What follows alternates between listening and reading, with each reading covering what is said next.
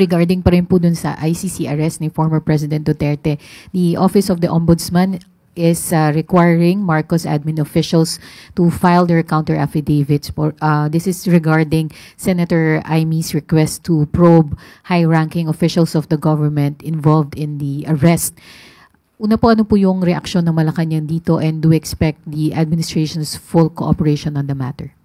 Alam naman natin po kung ano po ang kapangyarihan ng ombudsman.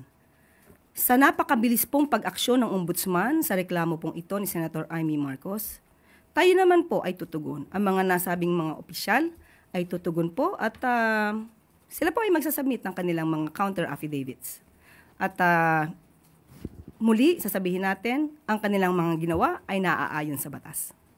May directive po ba na specific si Pangulong Marcos tungkol dito?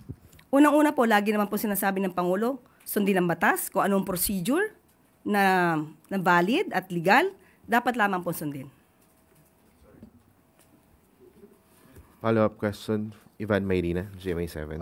Nabanggit niyo po yung napakabilis na aksyon. Ano hong ibig sabihin niyo doon, Yusek?